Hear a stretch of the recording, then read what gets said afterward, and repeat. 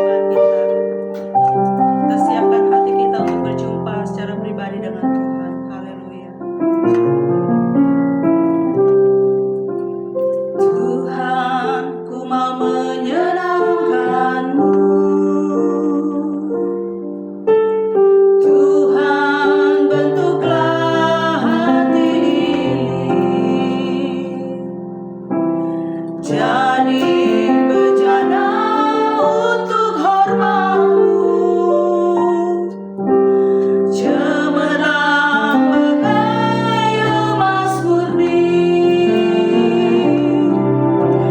Tuhan, ku serahkan hatiku, semua ku berikan padamu. Kuduskan hingga tulus selalu, agar aku menyenangkan-Mu, menyenangkan-Mu, senangkan-Mu. Hanya itu kerinduanku, menyenangkan-Mu, senangkan hatimu. Hanya itu kerinduanku, menyenangkan-Mu, senangkan-Mu. Hanya itu kerinduanku, menyenangkan-Mu,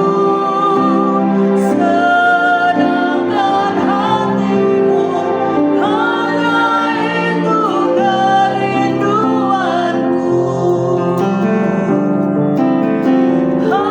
Hanya itu kerinduanku,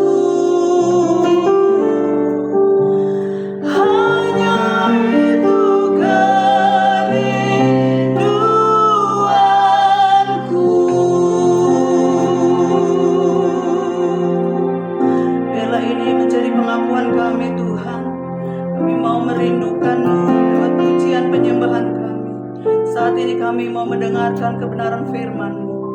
Berbicaralah Engkau ya Tuhan. Hanya di dalam nama Tuhan Yesus Kristus kami mengucap syukur. Haleluya.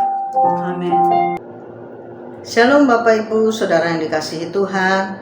Kembali bersama dengan saya pada hari ini Selasa tanggal 21 Januari 2025. Saya mau ajak saudara kita membaca firman Tuhan dan merenungkannya pada hari ini.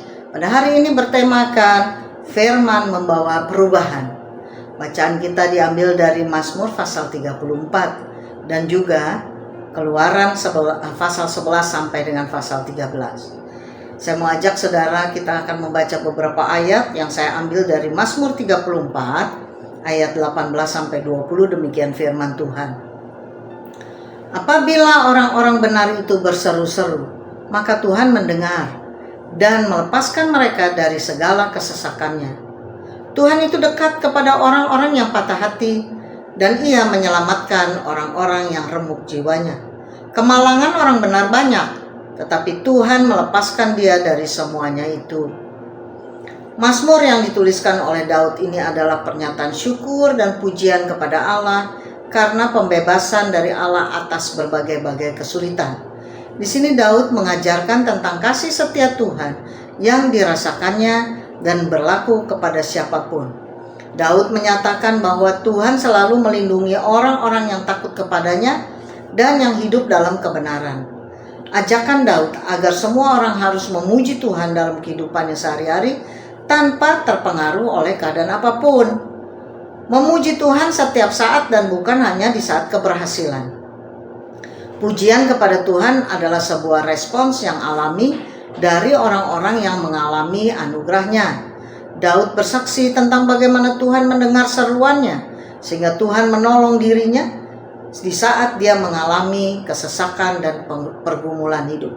Tuhan akan selalu mendengar doa-doa umatnya yang percaya dan takut akan Dia. Percaya kepada Tuhan dan takut akan Dia akan membawa seseorang masuk ke dalam pemeliharaannya. Daud mengajarkan tentang hidup dalam kebenaran yang adalah tanda nyata dari iman kepada Tuhan. Apa yang Daud ajarkan agar orang percaya dapat mengalami perubahan hidup? Yang pertama, menjaga lidah dari kejahatan. Yang kedua, berpaling dari kejahatan. Yang ketiga, berbuat baik. Keempat, mengejar perdamaian. Tuhan kita adalah Tuhan yang setia, yang tidak pernah meninggalkan kita, dan selalu menjaga setiap orang percaya. Melalui kebenaran firman Tuhan, maka seorang yang remuk hatinya diubah Tuhan. Seorang yang terluka secara emosional atau secara spiritual disembuhkan dan dipulihkan Tuhan. Seorang yang dalam kesesakan diselamatkan oleh Tuhan. Firman Tuhan ini memberikan pengharapan dan dorongan kepada setiap orang percaya bahwa Tuhan mendengar seruan-seruan doa kita dan menyelamatkan, serta Dia memelihara setiap orang yang percaya kepadanya. Firman Tuhan ini mengajarkan untuk kita hidup dalam kebenaran, hidup dengan takut akan Tuhan, yang akan membawa hidup kita dalam kedamaian, perlindungan, dan kebahagiaan yang sejati. Firman Tuhan memiliki kekuatan yang dahsyat untuk membawa perubahan dalam hidup seseorang. Banyak ayat dalam Alkitab menegaskan bahwa firman Tuhan bukan saja memberi pengajaran, tetapi juga mengubahkan hati, pikiran, dan kehidupan manusia secara menyeluruh. Bukti bahwa firman Tuhan dapat membawa perubahan dalam hidup seseorang adalah sebagai berikut. Yang pertama, firman Tuhan hidup dan berkuasa. Saudara dapat membaca di dalam Ibrani 4 ayat 12. Firman Tuhan mampu menembus hati dan menunjukkan apa yang benar dan apa yang salah, sehingga mendorong kepada pertobatan dan pembaruan. Hal kedua, firman Tuhan menyinari jalan hidup. Dapat saudara baca di dalam Mazmur 119 ayat yang ke-105. Firman Tuhan memberikan arah jalan yang benar, membimbing keputusan yang sesuai kehendaknya, dan menuntun hidup dalam terangnya. Hal ketiga, firman Tuhan menguduskan. Dapat saudara baca dalam Yohanes 17 ayat 17. Firman Tuhan menguduskan dan membersihkan hati dari dosa, menjadikan hidup kita lebih serupa dengan Kristus. Yang keempat, firman Tuhan menanamkan iman. Dapat saudara baca dalam Roma 10 ayat 17. Firman Tuhan menumbuhkan iman yang kokoh dan memberikan keberanian dan keyakinan untuk menghadapi tantangan hidup. Berikutnya yang kelima, firman Tuhan memberikan kelegaan. Dapat saudara baca dalam Matius 11 ayat 28 sampai 30. Tuhan Yesus mengundang semua orang yang letih lesu dan berbeban berat, karena Dia memberikan penghiburan, kedamaian, dan kekuatan dalam menghadapi tekanan hidup.